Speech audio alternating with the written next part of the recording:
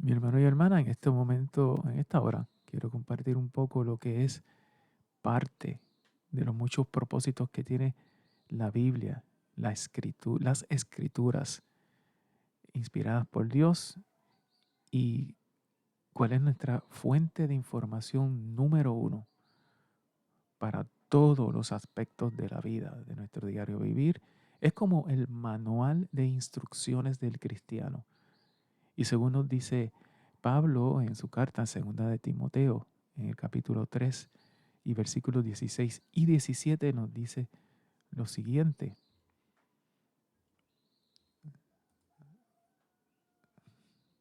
Nos dice, toda la escritura es inspirada por Dios y útil. ¿Por qué inspirada por Dios? Porque no es que apareció un ángel o ángeles escribiéndola, es que fueron seres humanos como tú y como yo que escribieron el mensaje según los inspiraba el Espíritu Santo y según recibieron la motivación directa para plasmar en escritura los acontecimientos previo a la llegada de Jesús y posterior y obviamente durante la estadía de Jesús físicamente en la tierra. Así que todas esas cosas que aparecen escritas previo a Jesús, durante Jesús y, y posterior a su resurrección, todo eso fue inspirado eh, por, por Dios, por Espíritu Santo, para que unos seres humanos anotaran. Y a través de la historia ha habido libros que no están en la Biblia, pero que confirman que las escrituras recogen fielmente los acontecimientos que nos llevan a nosotros a acercarnos a Jesús, a aceptarlo como Salvador y que nos dice que nuestra esperanza es real y que tenemos un propósito de vida.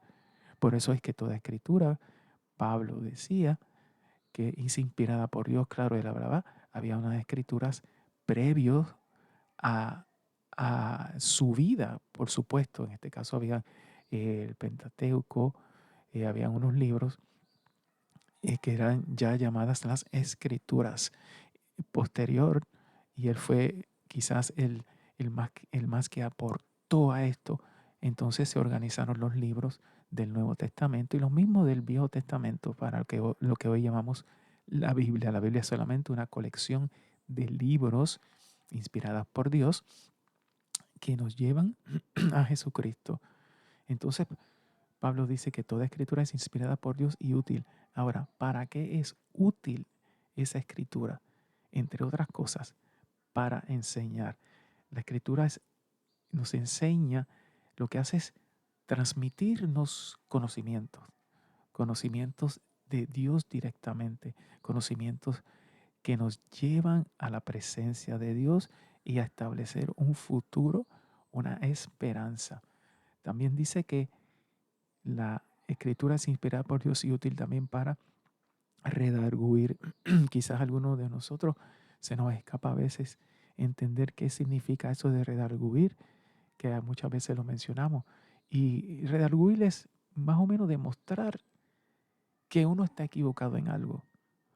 Puede ser que estemos en un camino incorrecto y utilizamos mucha esa expresión que el Espíritu Santo le pedimos a Dios que nos redarguya de hacer algo incorrecto. Y es que nos muestre qué estamos haciendo incorrectamente. Claro, las escrituras nos van a dejar saber qué cosas debemos hacer, pero también qué cosas no debemos hacer. En el original arameo, la Biblia nos dice, sustituye la palabra redarguir por la palabra amonestar. Las escrituras son útiles para amonestar. También las escrituras son útiles para corregir. Corregirles, cuando tú corriges algo, es algo que está incorrecto y entonces lo reparas, lo haces correcto. Para eso también es útil la palabra de Dios. También nos es útil para instruir en justicia. En otras palabras, nos enseña de una manera ordenada. Si tú lees la Biblia desde Génesis hasta Apocalipsis, ves que todo tiene un orden lógico y todas las instrucciones inclusive del Viejo Testamento, tienen un propósito. Tienen un propósito. Muchos de esos propósitos se cumplieron en un tiempo histórico que ya no aplicaría en el Nuevo Testamento. Porque Jesús, que vino a cumplir la ley, no a cambiarla, lo que vino es a añadirle el aspecto del amor y el propósito. Por eso es que quizás antes se apedreaba a alguien que estaba en adulterio y ahora no se dice que se apedree, sino que se perdone y se enseñe a seguir adelante. Ese tipo de cositas es lo que Jesús nos trajo. Eh, así que cuando dice instruir justicia también significa que nos enseña a ser justos, a ser justos.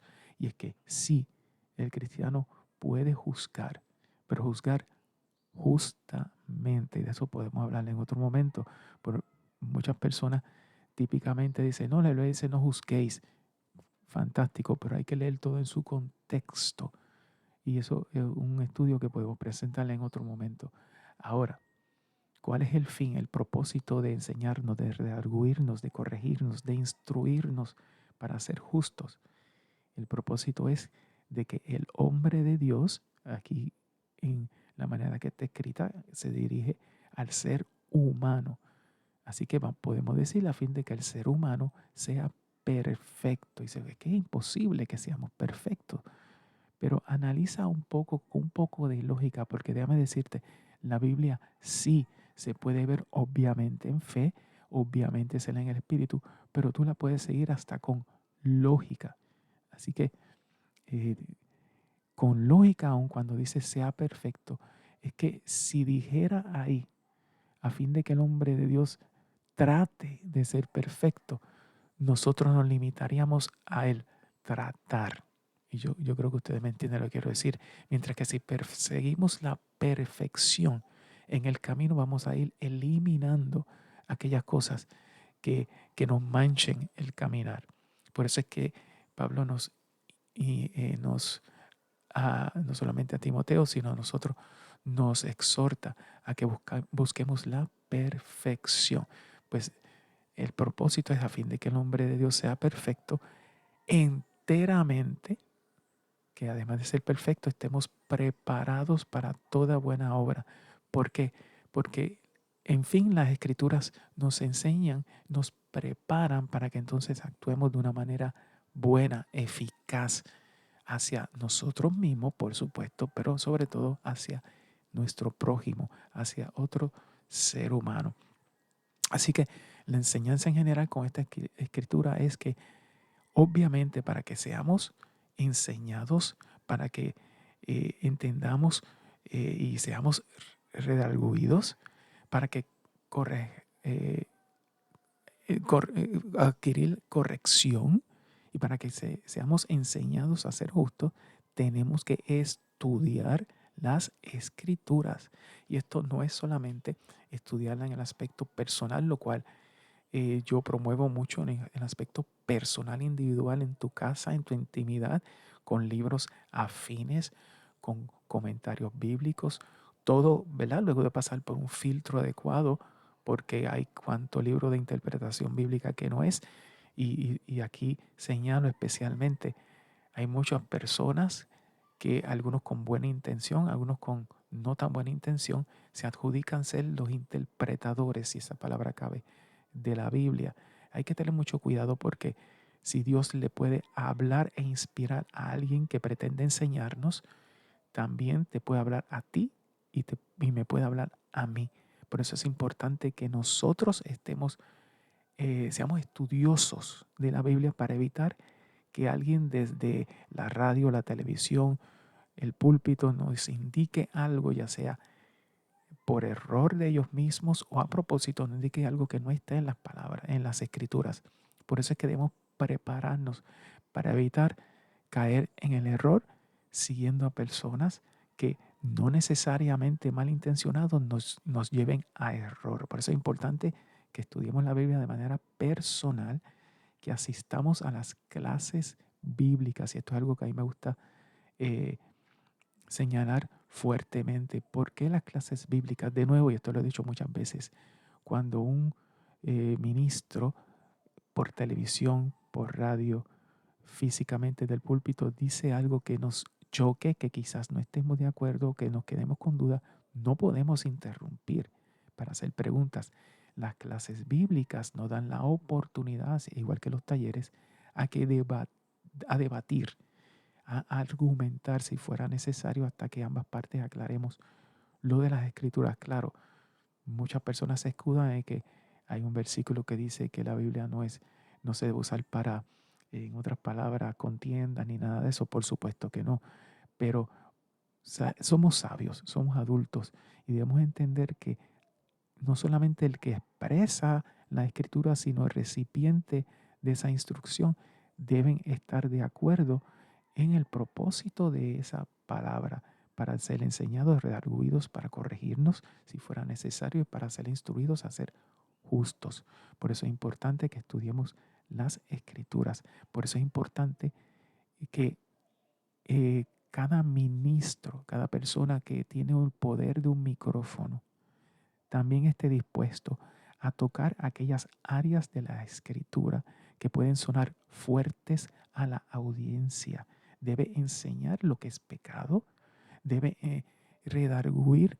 Al enseñar lo que es pecado, se redarguye a la audiencia, se corrige y se instruye. Por eso es importante que el ministro, hombre o mujer, no puede ser todo el tiempo hablando tipo seminario de lo que es la palabra, de dónde salieron los libros tales o cuales. Eso está perfecto y tiene su lugar, pero es necesario que se toquen aspectos que pueden sonar a veces incómodos a la audiencia, pero todo en el amor de Dios, por supuesto, y utilizando argumentos sustentados por la palabra de Dios. Así que te dejo este mensaje, hermano y hermana.